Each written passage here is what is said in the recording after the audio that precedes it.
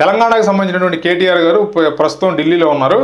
ఆయన కవిత గారికి సంబంధించి లిక్కర్ కేసులో అరెస్ట్ అయి ఉన్నారు కదా, ఆవిడ బెయిల్కి సంబంధించిన వ్యవహారాలు చూడటం కోసం అని చెప్పి ఢిల్లీ వెళ్ళినట్లుగా మనకి వార్తలు వస్తున్నాయి. అక్కడ ఏంటంటే ఆయన మీడియాతో చిట్ చాట్ చేశారన్నమాట. ఆ మీడియా చిట్ చాట్లో ఏం మాట్లాడారంటే, జగన్మోహన్ రెడ్డి గారు ఓడిపోవడం అంటే వాళ్ళు ఓడిపోవడం కూడా పెద్ద వాళ్ళ షాక్కు గురి చేయలేదు, కానీ జగన్మోహన్ రెడ్డి గారు ఓడిపోవడం మాత్రం వాళ్ళ షాక్కు గురి చేసినాయంట. తర్వాత రేవంత్ రెడ్డి గారిని ఉద్దేశిస్తూ డబ్బు సంచులతో దొరికిన వాళ్ళు ఈరోజు ముఖ్యమంత్రులుగా ఉన్నారు అని చెప్పి కాంగ్రెస్ని టార్గెట్ చేయడం, తర్వాత చంద్రబాబు గారిని టార్గెట్ చేయడం. అంటే చంద్రబాబు గారి విషయంలో ఒక పొగడత కూడా పోయాడు. అంటే చంద్రబాబు పని అయిపోయింది అన్నారు, కమ్బ్యాక్ అయ్యారు కదా, ఆయన బౌన్స్ బ్యాక్ అయ్యారు కదా అంటున్నాడు, కానీ జగన్మోహన్ రెడ్డి గారిని పొగడతలతో ముంచెత్తుతున్నాడు. కాబట్టి ఏంటంటే ఇక్కడ మనం తెలుసుకోవాల్సింది ఏంటంటే, ఇప్పుడు జగన్మోహన్ రెడ్డి గారికి సంబంధించిన కొంతమంది కాంగ్రెస్ అభిమానులు ఉంటారు తెలంగాణలో.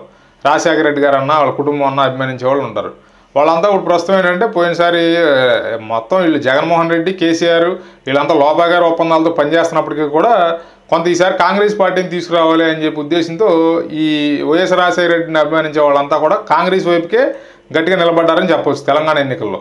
దీన్ని ఇప్పుడు వీళ్ళు మళ్ళీ మార్చడానికి, వాళ్ళందరినీ వాళ్ళ వైపు తిప్పుకోవడానికి ఈ పన్నాగం అనమాట ఇది. ఇప్పుడు జగన్మోహన్ రెడ్డిని పొగిడితే ఏమవుతుందంటే, వాళ్ళంతా మళ్ళీ కాంగ్రెస్ దూరం అయ్యి మళ్ళీ బీఆర్ఎస్ వైపుకి వస్తారు అనేది ఆయన ఉద్దేశంగా కనపడుతుంది. ఇంకో ఆసక్తికర విషయం ఏంటంటే, ఇప్పుడు కవిత గారిని అరెస్ట్ చేశారు లిక్కర్ కేసులో, ఆవిడ జైల్లో ఉన్నారు. అసలు దీని మీద ఆయన ఏమీ క్లియర్గా మాట్లాడట్లా. ఎంతసేపు ఆంధ్ర రాజకీయాల గురించి, తెలంగాణ రాజకీయాల గురించి ఇవే మాట్లాడుతున్నాడు, కానీ అసలు ఇన్ని రోజులు బెయిల్ ఎందుకు రాలేదు అంటే, నిజంగా ఎటువంటి ఆధారాలు లేకుండా, ఎటువంటి ఏమాత్రం క్రైమ్లో భాగం లేకపోతే ఇన్ని రోజులు జైల్లో ఉంచడం అనేది సాధ్యపడే విషయమేనా అనే దాని గురించి ఎక్కడ ఎవరో చర్చించట్లా. అంటే మీకు డౌట్ రావచ్చు, మరి చంద్రబాబు నాయుడు గారు కూడా 53 రోజులు జైల్లో ఉన్నారు కదా అని. చంద్రబాబు నాయుడు గారి కేసు విషయంలో ఏం జరిగిందంటే, మొదట్లో ఆయన బెయిల్ కోసం వెళ్ళాల. ఇప్పుడు ఆయన అరెస్ట్ చేసినప్పుడు ఇమీడియట్గా బెయిల్ కోసం కనుక వెళ్ళుంటే ఆయన మ్యాక్స్ ఒక 2 వారాలు లేకపోతే 1 మంత్ లోపే ఆయన బయటకు రావడం జరిగేది. 3 వీక్స్లో బయటకు రావడం జరిగేది బెయిల్ వచ్చి. ఆయన క్వాష్ పిటిషన్ వేయడం జరిగింది. అంటే అసలు ఈ కేసే తప్పుడు కేసు అని చెప్పి నేను ఈ కేసులో వాదిస్తాను, న్యాయ పోరాటం చేస్తానని చెప్పి బెయిల్కి కనుక వెళ్ళుంటే తొందరగానే బెయిల్ వచ్చేది. ఆయన ఏమనుకున్నాడంటే, ఖచ్చితంగా ఇది కేసు తప్పుడు కేసు కాబట్టి ఇది క్వాష్ చేయించేద్దాం, క్వాష్ కనుక వస్తే మనకి ఆర్డర్ ప్రజల్లో ఇంకా మన మీద నమ్మకం ఏర్పడదు కదా అనే ఉద్దేశంతో ఆయన క్వాష్ పిటిషన్ కోసం వెళ్ళడం జరిగింది. ఆ క్వాష్ పిటిషన్ వేయడం వల్ల ఆయనకి ఆ ప్రాసెస్ అనేది అంత డిలే అవుతూ వచ్చి ఈ లాయర్లు కూడా, అంటే అప్పుడు ప్రభుత్వం తరపున ఉన్నటువంటి వైఎస్ఆర్సీపీ ప్రభుత్వం తరపున ఉన్నటువంటి లాయర్లు కూడా కొన్ని పన్నాగాలు పని శుక్రవారం నాడే దానికి సంబంధించింది ఇది వచ్చేలాగా చేయటం, శుక్రవారం మళ్ళీ తర్వాత శనివారం ఆదివారం సెలవులు రావడం, ఇట్లా పోస్ట్ పోన్ అవుతూ అది 53 రోజులు 54 రోజుల దాకా వెళ్ళిపోయింది అనమాట. అందువల్ల ఆయనకు లేట్ అయింది. అట్లా ఇప్పుడు మరి కవిత గారిని చూస్తే అరెస్ట్ చేసిన తర్వాత రోజు నుంచే బెయిల్ మొదలెట్టింది వీళ్ళు కూడా క్వాష్ పిటిషన్కి వెళ్ళొచ్చుగా. అసలు ఈవిడ ఆ కేసులో ఎటువంటి సంబంధం లేదు, ఈవిడికి అసలు ఎటువంటి ఆ లెక్కర్ కేసు ఎటువంటి సంబంధం లేదనుకుంటే ఈవిడ కూడా క్వాష్ అడగొచ్చుగా, ఈ కేసుని క్వాష్ చేయమనొచ్చుగా. లేకుండా ఈవిడ మొదట అరెస్ట్ చేసిన తర్వాత రోజు నుంచే బెయిల్కి వెళ్ళింది. బెయిల్కి వెళ్తే ఆ బెయిల్ కొట్టేసుకుంటూ వస్తున్నారు. ఎక్కడ వాడికి పని అవట్లా. ఇప్పుడు వీళ్ళ ముందున్న తక్షణ కర్తవ్యం ఏంటంటే, బెయిల్ రాదన్న విషయం వాళ్ళకి అర్థమైపోయింది.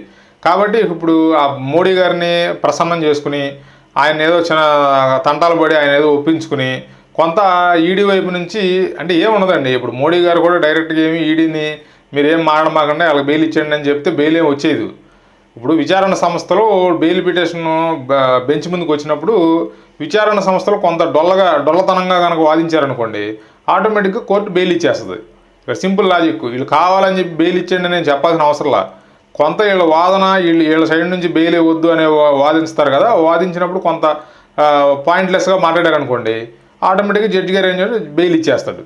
అట్లా కాకుండా వీళ్ళు ఏంటంటే గట్టిగా నిలబడ్డారనుకోండి, బెయిల్ ఇవ్వద్దు అని చెప్పి విచారణ సంస్థ కానీ గట్టిగా నిలబడితే కోర్టులు కూడా విచారణ సంస్థ వైపు మొగ్గు చూపే అవకాశాలు ఉంటాయి.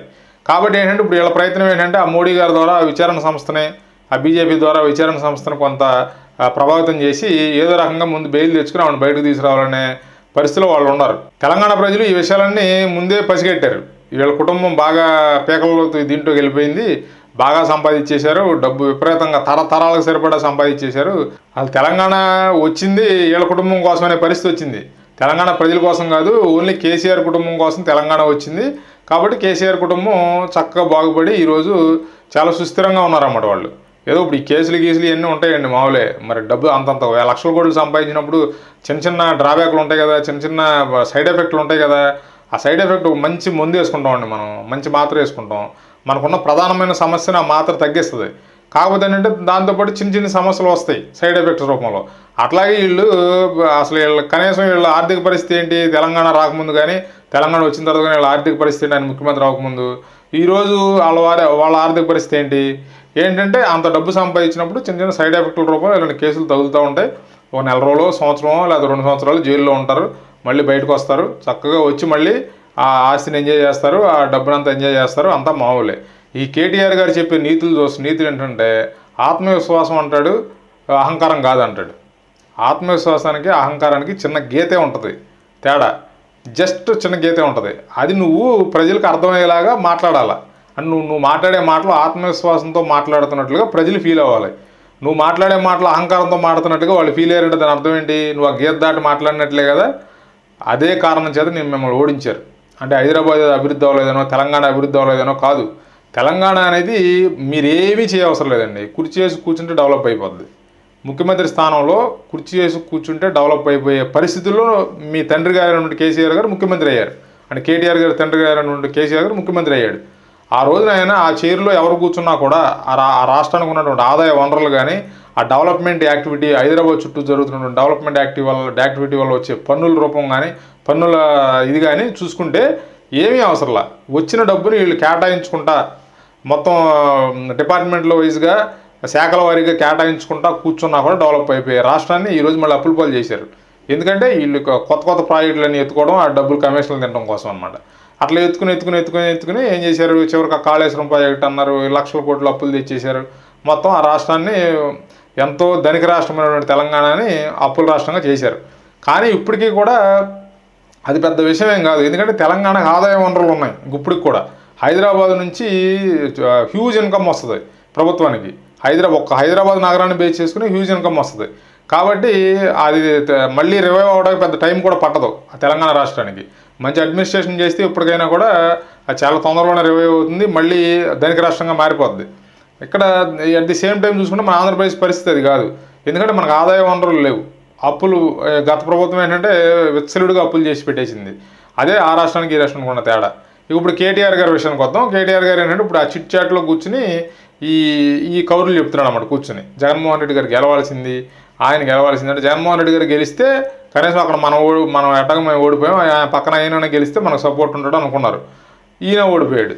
ఇప్పుడు ఏమైంది, ఇద్దరు ఓడిపోవడం వల్ల ఏమైంది, ఇద్దరు కూర్చుని ఇంకా ఇప్పుడు సామెతోడి ఉంది కదా, జోగి రాసుకుంటే బూడిది రాలిందని చెప్పి ఇప్పుడు ఇద్దరు ఓడిపోయిన వాళ్ళు ఇద్దరు ఎంత రాసుకున్నా కూడా ఏమీ ఉండదు. కాబట్టి ఇప్పుడు ఆయన సమస్య ఏంటంటే కనీసం ఈయన గెలుస్తాడు అనుకున్నాం, మనకు సపోర్ట్గా ఉంటాడు అనుకున్నాను, ఆయన కూడా ఓడిపోయాడు బాధ ఆయన మాటల్లో స్పష్టంగా తెలుస్తుంది.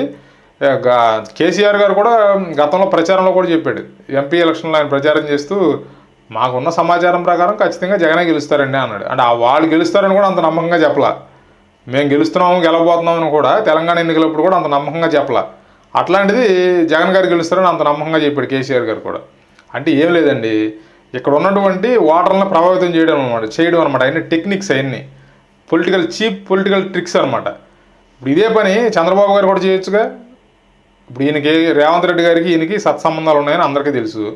ఆ ఎన్నికలప్పుడు ఈయన కూడా ఒక ప్రెస్ నోట్ జైల్లో ఉన్నాడా లేదా బయట ఉన్నాడండి అప్పుడు కూడా.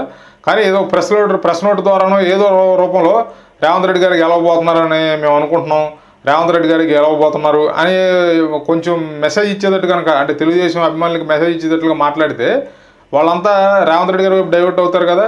అలాంటి రాజకీయం ఈయన కూడా చేయొచ్చుగా, ఈయన చేయలే. కానీ వాళ్ళు చేశారు. వాళ్ళు చేసి ఏంటంటే వాళ్ళని అభిమానించే వాళ్ళు ఎవరన్నా ఉన్నా కొంతమంది న్యూట్రల్గా ఊగుళ్ళాడుతున్న ఓటర్ని జగన్మోహన్ రెడ్డి గారి వైపు మళ్లించడం కోసం జగన్మోహన్ రెడ్డి గెలుస్తున్నాడనే ప్రచారం తెలంగాణ నుంచి కూడా చేశారు. అయినా కూడా ప్రజలు విజ్ఞులు, వీళ్ళ డ్రామాలు ఇవన్నీ పసిగట్టలేనంత అమాయకులు కాదు కదా ప్రజలు. పసిగట్టారు, వీళ్ళంతా ఒకటే బ్యాచ్, ఇదంతా ఒకటే రింగులో ఉన్నారు వీళ్ళంతా అని చెప్పి కనిపెట్టారు. అక్కడ వాళ్ళు తెలంగాణ ప్రజలు వాడుకొట్టారు, ఇక్కడ ఆంధ్ర ప్రజలు ఈ జగన్మోహన్ రెడ్డిని వాడుకొట్టి ఇప్పుడు ఈ మీడియా చిట్ చాట్లో ఏంటంటే మీడియాలతో చిట్ చాట్ చేసుకుంటా ఈ సొల్లు పురాణాలు వినిపించుకుంటా ఈ కేటీఆర్ మాడేది సొల్లు పురాణం అండి, ఏం లేదు, సింపుల్. రీసెంట్గా ఈ మధ్యన ఎమ్మెల్సీ ఎలక్షన్ జరిగింది. ఎమ్మెల్సీ ఎలక్షన్లో కాంగ్రెస్ తరఫున తీన్మార్ మల్లన్న గారు పోటీ చేశారు. బీజేపీ తరఫున బీఆర్ఎస్ తరఫున వచ్చి బీజేపీలో నుంచి బీఆర్ఎస్లోకి వచ్చినటువంటి రాకేష్ రెడ్డి ఎవరో పోటీ చేశారు. ఆయన అంటే బిట్స్ బిల్లా నుంచి వచ్చాడంట. ఈ తీర్మానం కామెంట్ చేశాడు పల్లీబాడ అనే బ్యాచ్ అని. ఆ ఒక్క మాటతో ఆ రాకేష్ రెడ్డి గెలవాల్సిన సీట్ని కాంగ్రెస్ పార్టీకి ఎమ్మెల్సీ సీట్ని కట్టబెట్టారు తీర్మానాలకి. అట్లా ఈ కేటీఆర్ ఈ నోటి దురద వల్ల ఆ బీఆర్ఎస్ పార్టీ వాళ్ళు ఈరోజు ఆ పరిస్థితికి వచ్చింది. ఆ తండ్రిని మించిన తనలేండి. ఇప్పుడు కేసీఆర్ గారు ఏమో అద్భుతంగా ఏమో మాట్లాడడం, ఆయన నోటి దురద అంతా ఈయనకు వచ్చింది. ఇప్పుడు ఈ ఇద్దరు నోటి దురదలు కలిసి ఇక మహాదురదగా మారి ఆ పార్టీని భూస్థాపితం చేసే పరిస్థితి వచ్చింది. ఒక్క ఎంపీ సీట్ గెలవలేదు. ఇంక వీళ్ళు రివైవ్ అవుతారు అనేది కొంచెం కష్టమైన వ్యవహారమే. ఇప్పుడు తెలుగుదేశం కొంచెం పుంజుకుందనుకోండి, తర్వాత కాంగ్రెస్ పార్టీ గనక ఈ 4 ఏళ్ళు బాగా పనిచేసి స్ట్రాంగ్ అయిందనుకోండి, ఓ పక్కన బీజేపీ దూసుకొస్తుంది తెలంగాణలో. ఇంకా వీళ్ళు ఎక్కడ ఇది అవుతారు, ఇంకా అది ఛాన్సే లేదు. కానీ బీజేపీ కనుక ఏమైనా స్కోప్ ఇస్తే మాత్రం వీళ్ళు మళ్ళీ నిలబడడానికి అవకాశం ఉంటుంది. ఇదంతా వీళ్ళు నిలబడతారా లేదా అనేది బీజేపీ చేతిలో ఉంటుంది. కాబట్టి రాబోయే రోజులు ఏం జరుగుతుందో చూద్దాం. కేటీఆర్ గారు నోటి దుర అయితే ఇంకా తగ్గలేదని మనకు అర్థమవుతుంది. ఈ చిట్ చాట్ చూసినప్పుడు ఈరోజు అతను మీడియాతో మాట్లాడిన చిట్ చాట్ చూస్తే ఆ నోటి దురద ఇంకా తగ్గలేదనేది మనకు క్లియర్గా అర్థమవుతుంది.